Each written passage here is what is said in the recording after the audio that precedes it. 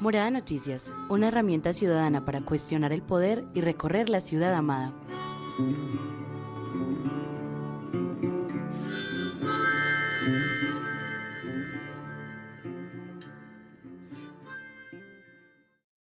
Moradoras y moradores, bienvenidos a la emisión de este 24 de marzo del 2021. Yo soy Joelis Ávila y hoy les acompañaré de nuevo en la locución de la emisión número 50 del noti más parchado de todo Medellín, que cuenta con las voces soñadoras de las y los editores de Ciudad. Hoy traemos una emisión especial, repleta de notas ecológicas y enfocadas en el medio ambiente. Por ejemplo, en Poder, Albani nos cuenta por qué el agua es tan importante, por qué tenemos que tener mucho cuidado al utilizarla y no desperdiciarla. En Habitar hablaremos del arbocidio tan tenaz que se vive en la ciudad y sus alrededores, en la voz de Daniela Taborda. En nuestra sección de opinión constante en Código Abierto llega Camila Uribe de Casa de las Estrategias con su columna Conexión Académica. Y en Placer, Nela nos cuenta que hay una forma eco de cuidar el agüita desde casa. Esto es Morada Noticias. Jason, cuéntanos, ¿qué traes en la cartelera de hoy? Ah, caray, eso sí me interesa, ¿eh? ¡Hey, moradores! Bienvenidos a la cartelera del Noti más parchado. Como les pinta este miércoles con M de mucha info para contarles. Yo soy Jason Agudelo y llegué con pura candela. Iniciamos cartelera con el dato más chistoso de la semana. Amis, si ustedes le temen a las cuchas por tener el arma más poderosa de todos los tiempos, más que Excalibur o más que la bomba atómica, la chancleta. Les cuento que hoy el Senado aprobó una ley con la que se prohíbe todo tipo de maltrato o castigo físico de los padres, madres o cuidadores a los hijos. Entre estas, la favorita de las mamás latinas. Aquí no cuenta que digan que este es un método de corrección porque nanay. Según los estudios internacionales y académicos, la palmada, el correazo, la chancleta le hace mal a la autoestima de los niños, genera inseguridad y rompe las relaciones de confianza entre la mamá, el papá y la niña o niño. ¡Ey, parceras, parceros! Si ustedes son de esos que mantienen un ojo en la cama y el otro en la política, les cuento que el Tribunal Administrativo de Antioquia le dijo bye bye a Carlos Zuluaga, pues el concejal del Partido Conservador, por doble militancia. Si no saben de qué hablamos, les recomiendo que se peguen una escuchadita al Noti el 29 de enero, que ahí les explicamos qué es la doble militancia y por qué Zuluaga está emproblemado. Resulta que el tribunal dijo, se declara la nulidad de la elección del señor Carlos Alberto Zuluaga Díaz como concejal de Medellín por el Partido Conservador por el periodo 2020-2023 y se ordenará la cancelación de la credencial que lo certifica como concejal. A lo que Zuluaga respondió que esa no era una decisión definitiva, que ante la ley continúa siendo concejal y que irá hasta el Consejo de Estado para resolver las cosas. Además, Amis, si ya le estaban cogiendo el hilito a eso de la alternancia, no se me emocionen. La Secretaría de Educación decretó que después de estos días de receso por Semana Santa, las clases serán completamente virtuales, con el fin de prevenir posibles contagios por COVID-19, que la gente tesa dice que estamos a nada de una nueva ola de casos. Y para rematar, este día que está candela, ¡ey! Pilas con las fake news, pues noticias falsas para los de poco English. Por ahí circula en las redes una imagen que habla de un toque de queda, una ley seca y un toque de queda nocturno.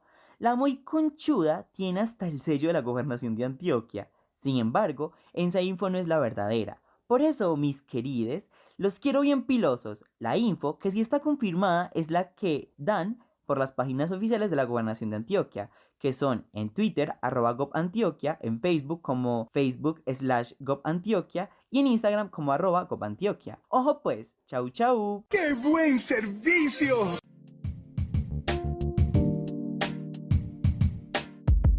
Un minuto de vida, porque nada justifica el homicidio. A esta ciudad lo que le hace falta es un minuto de vida, algún día, cada hora, con sus 60 minutos.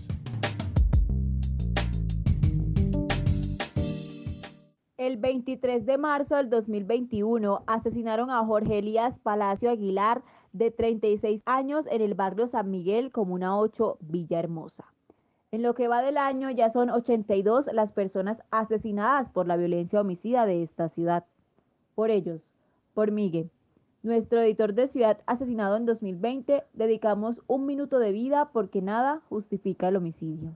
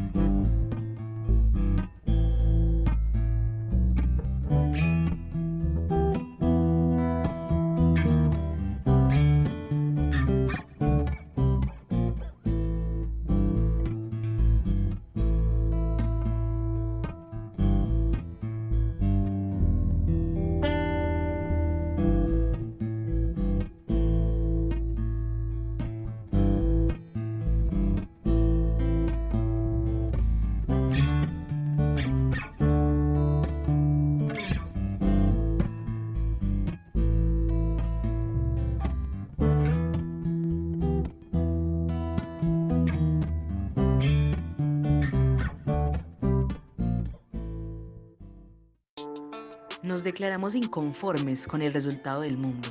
Revelamos la codicia de esta ciudad, sus atajos y sus formas de sacar ventaja. Queridos oyentes, ¿saben ustedes qué se celebra cada 22 de marzo y por qué? Pues es el Día Mundial del Agua, esa misma que le hace falta a más de 2.200 millones de personas en el mundo.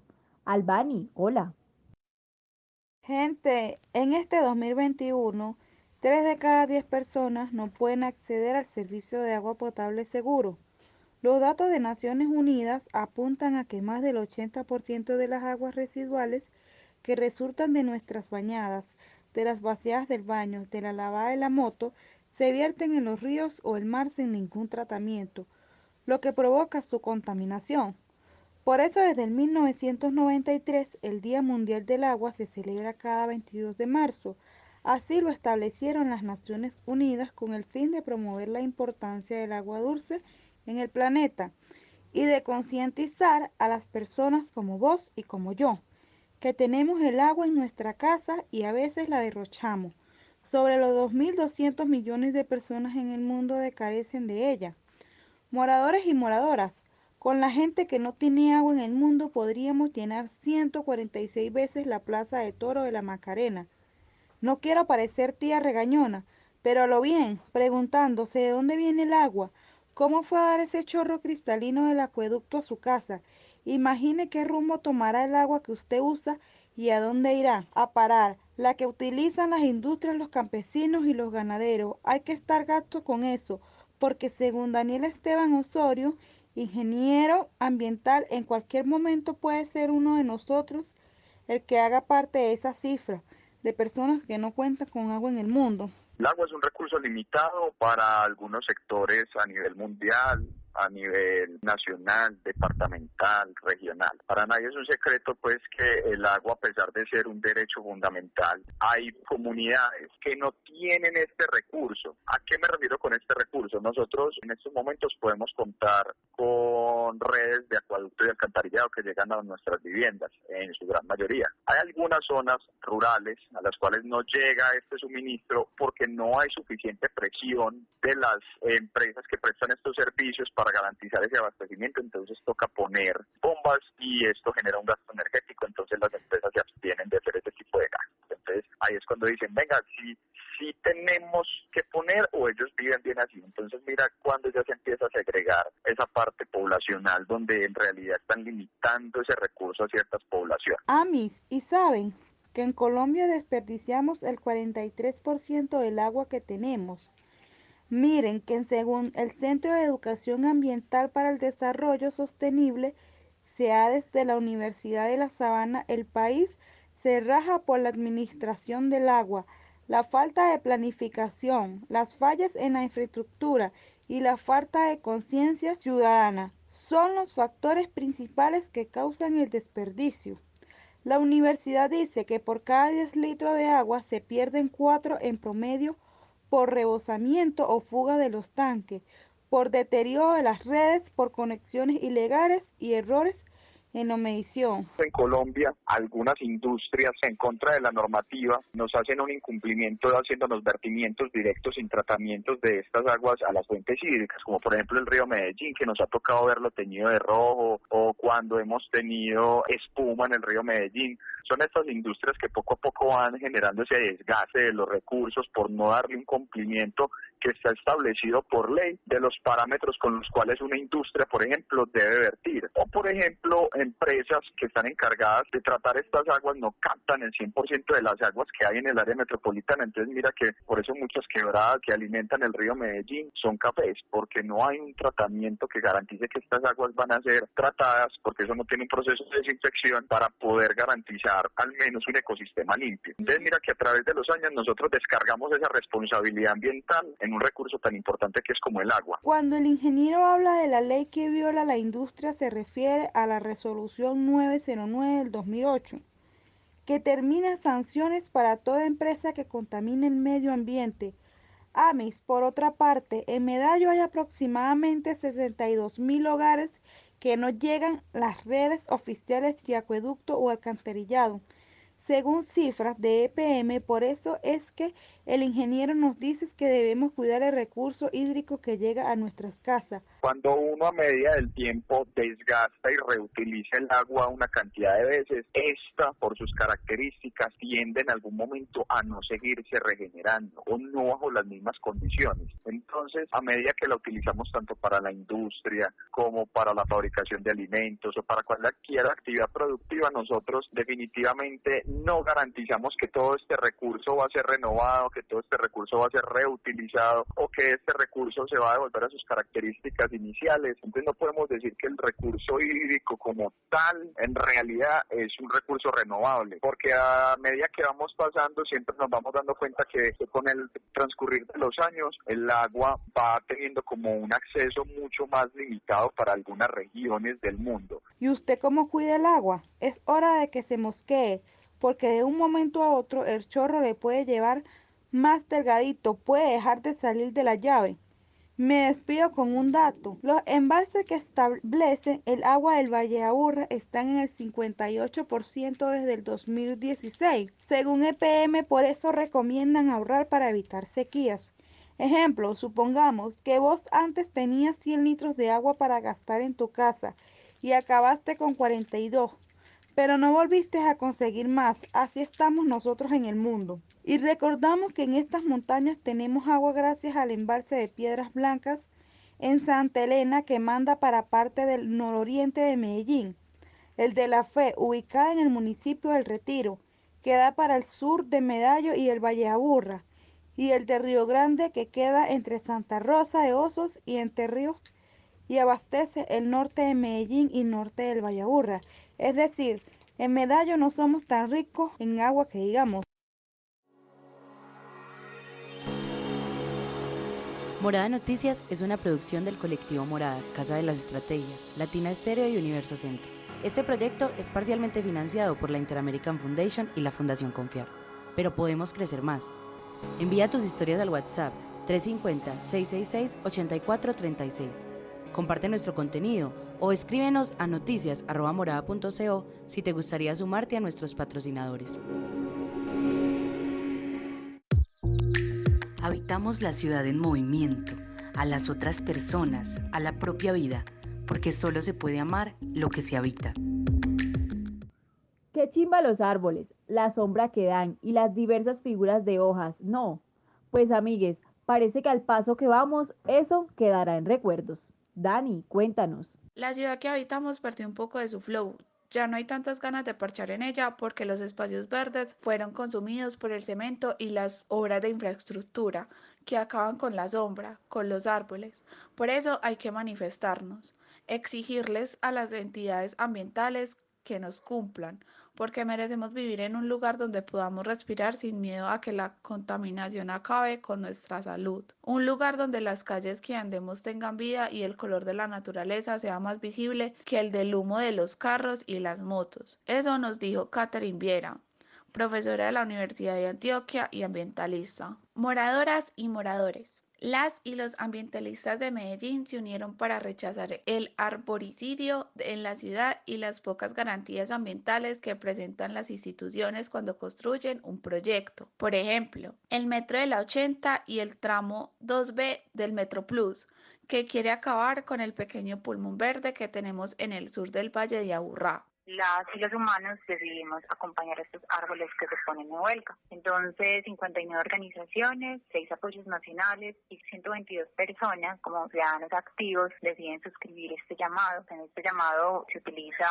el hashtag o la etiqueta Aquí hubo un árbol, porque la ciudad evidencia muchos puntos donde esos árboles fueron talados, donde de pronto se sembraron pero no hubo los suficientes cuidados, o también hay ahorcamientos de árboles. Esto es que les empiezan a hacer como una heridas, llamémoslo así, y esos árboles pues finalmente fallecen, ¿cierto? Porque no son cuidados y son maltratados por muchas personas. Pero también la huelga de árboles es un llamado a las instituciones, un llamado a las corporaciones ambientales, que en este caso son Corantioquia en el área rural y el área metropolitana de Medellín en la urbana. También es un llamado a las diferentes alcaldías con sus secretarías, porque todo eso pues finalmente nos está hablando de un ecosistema que está en desequilibrio, que está poniendo en riesgo la vida porque no se pone la vida del centro. Esa era Catherine Viera. Amis. Esas personas que firmaron la huelga de los árboles se reunieron el pasado 20 de marzo frente al Tribunal Administrativo de Antioquia para exigir que se cumplan las medidas cautelares para mejorar el aire en el Valle de Aburrá. También dice que en la rendición de cuentas del área metropolitana del Valle de Aburrá del 2020 se habló de 200.000 árboles sembrados en diferentes espacios de la ciudad metropolitana a través del programa de Plan Siembra Aburrá. Sin embargo, no saben dónde se plantaron. En un espacio, pues el Valle de Aburrá, que tiene más de 4 millones de personas, paradójicamente vemos que muchos de los planes siembra son en laderas, lejos de la gente, lejos de los espacios públicos urbanos. Entonces, esos árboles, por ejemplo, que se siembran, ¿dónde se siembran? ¿Cuál es la tasa de supervivencia? ¿Cuántos llegan a ser árboles maduros efectivamente? Y cómo hay una responsabilidad donde se cuidan esos árboles, porque se pueden cuidar. O sea, si tú vas, por ejemplo, a la calle 30, uno va por la calle 30 en un bus, en un carro, y no ve una isla de calor. Uno no ve verde en toda esa calle. O sea, desde el río hasta la Medellín, no ves una mole de cemento. Entonces uno se pregunta dónde están los árboles que deberían estar acá y que en algún momento talaron. Lo mismo ocurre en ciertos pedazos de la 33, lo mismo ocurre en la 80, pues que hay árboles, pero los que hay también los van a talar. Entonces, como dónde están los árboles, ahí hay mucho todavía que conversarse, mucho todavía por activar. Si bien esto es una buena conversación que activamos en marzo, creo que todavía falta un largo recorrido. Panas. Además, dicen que el acumulado de malas prácticas administrativas desataron numerosos conflictos socioambientalistas en el Valle de Aburrá. No solo la pérdida de árboles, sino también aves, insectos, polinizadores y otros animales.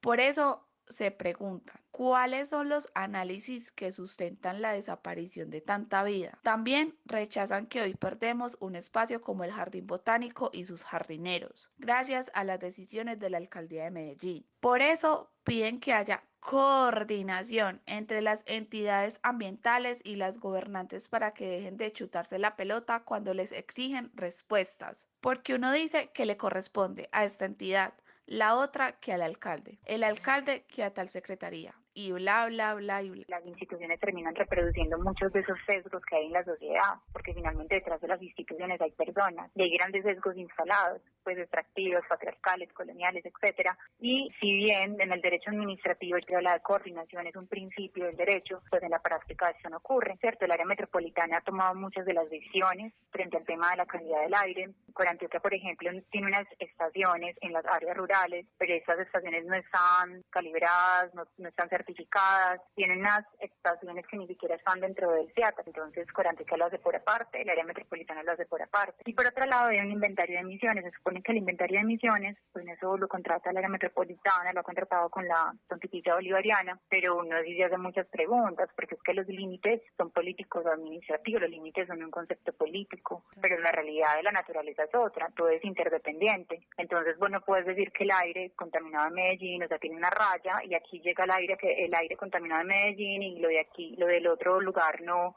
impacta o no me afecta. Claro que me afecta. ¿Y qué dicen el área metropolitana y Corantioquia ante este llamado de la comunidad?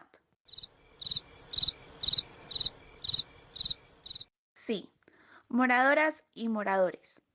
Como cosa rara, las entidades públicas siempre necesitan un buen tiempo para contestar.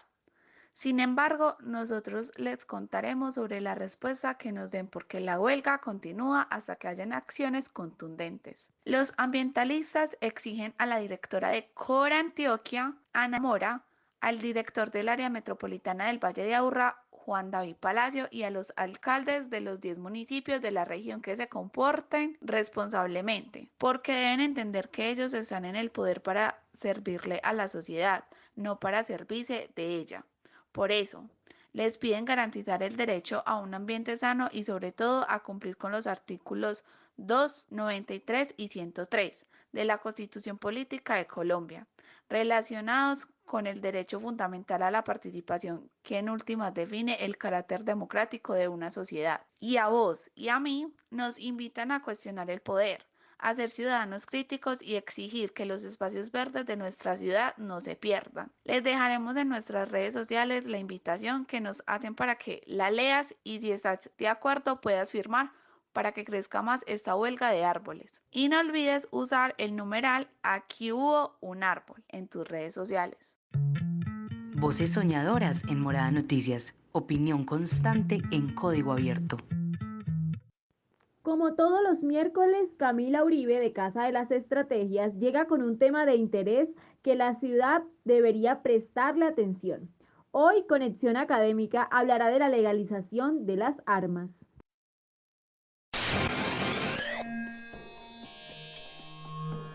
Conexión Académica. La mirada de Casa de las Estrategias sobre investigación, mediciones, teorías y centros de estudios. Con la dirección de Camila Uribe. Hola, la semana pasada un par de honorables senadores lanzaron una propuesta para flexibilizar la tenencia de armas en Colombia, es decir, que sea más fácil que cualquier persona por ahí campante consiga y use un arma. Ellos se justifican en que la situación de seguridad está muy brava y que cualquiera debería tener derecho a defenderse. Además, argumentan que si los delincuentes ven que cualquiera se puede defender así, pues les va a dar más sustico seguir robando. Empecemos pasito a pasito. Aquí yo no voy a ignorar la impotencia que a uno le da cuando le roban, pero es que defenderse intentando matar al otro, eso suena muy mal. Eso es resolver la violencia con más violencia, y entonces ¿cuándo acabaríamos? Esto lo que está promoviendo además es la justicia por mano propia, y estaríamos quitándole la responsabilidad del Estado de cuidarnos, defendernos y judicializar a esos delincuentes. Mejor dicho, le haríamos el trabajo sucio. Además, en Colombia culturalmente no está interiorizado el valor de la vida y no hemos desnaturalizado el homicidio. Entonces parece más peligroso. Por otra parte, yo les cuento que en Estados Unidos hubo una ley entre 2000 y 2010 que permitió en 20 estados hacer uso de armas para defensa propia.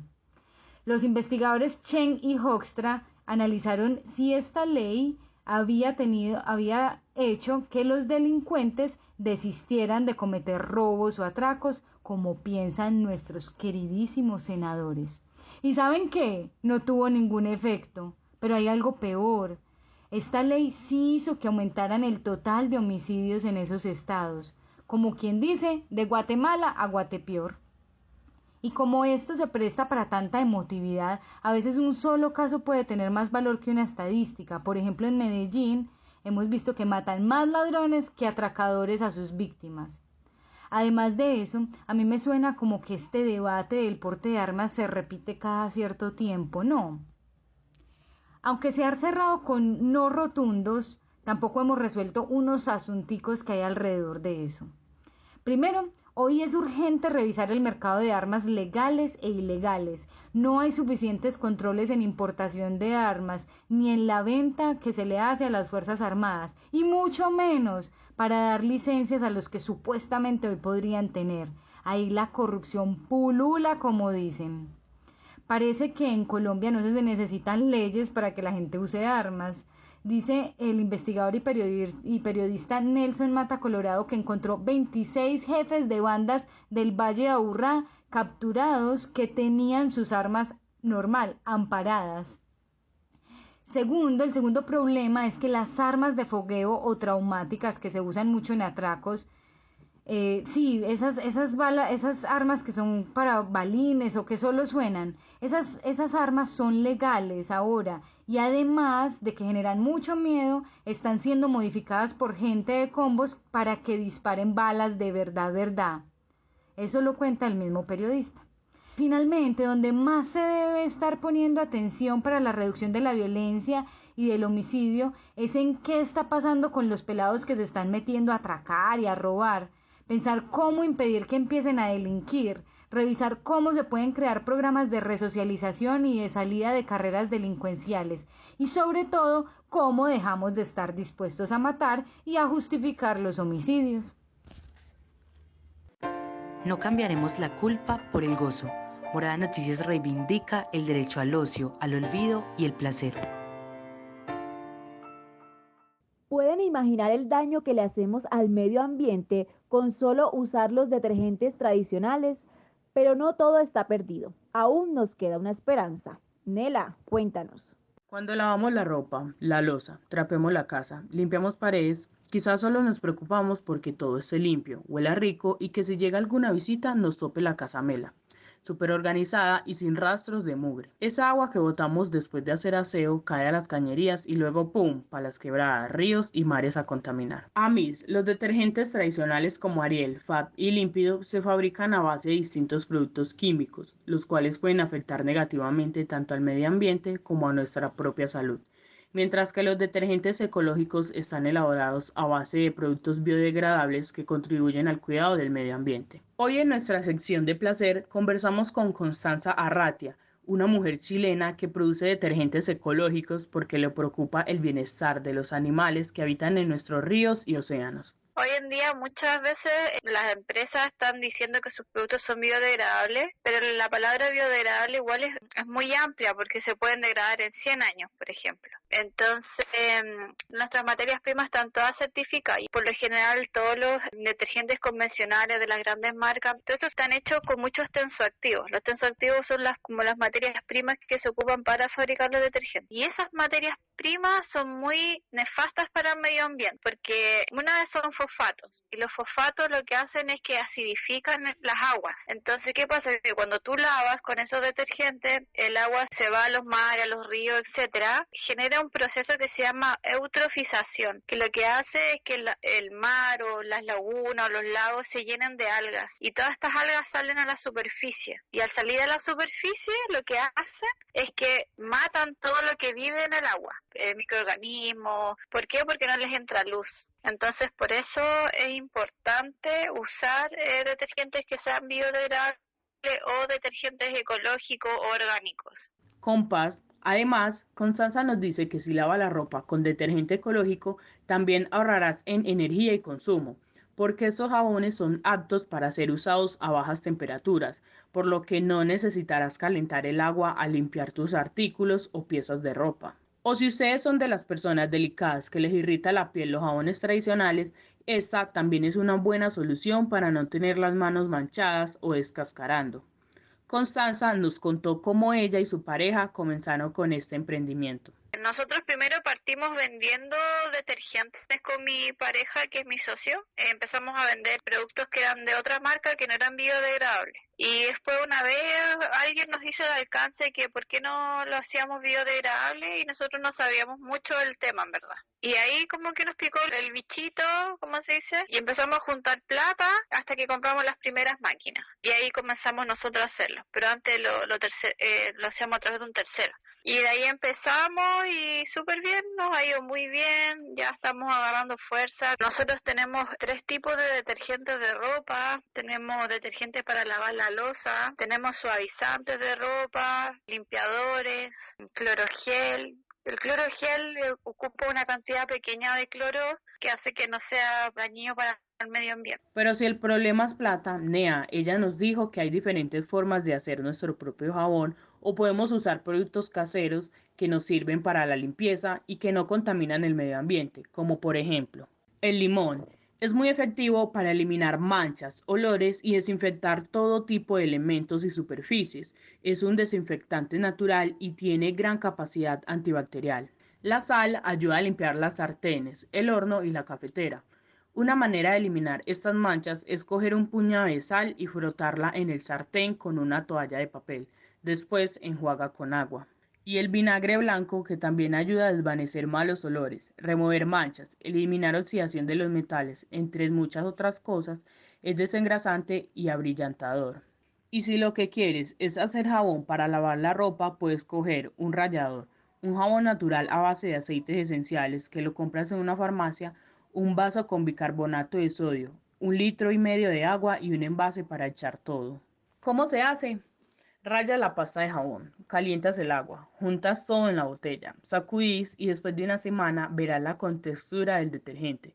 Y si te sobra platica, puedes comprar un aceite con aroma, echarle unas gotas para que te quede oliendo la ropa rico. Pero ¿por qué ponernos en la tarea de usar esas cosas cuando podemos ir a la tienda de la esquina a comprar una bolsa de Fab de 1000 y así evitarnos la fatiga?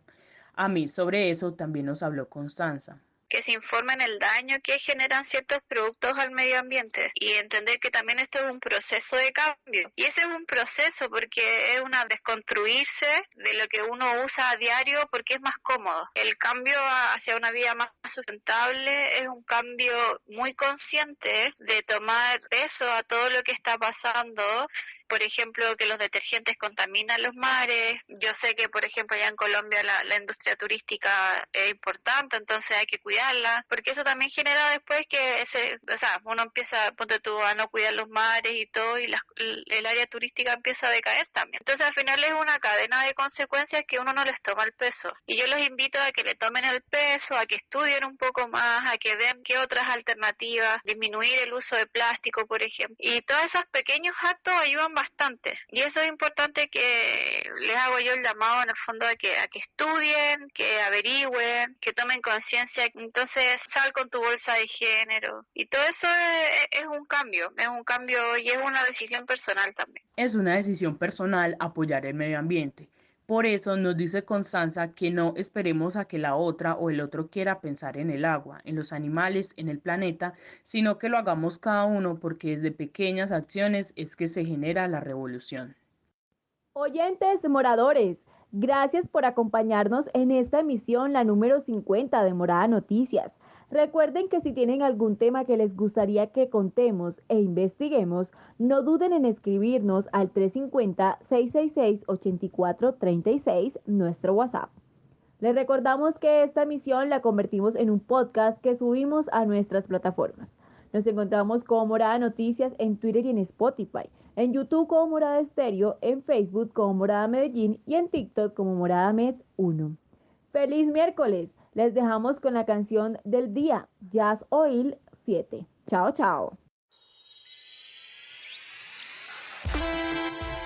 Esta es la canción del día, patrocinada por Ciudad Frecuencia.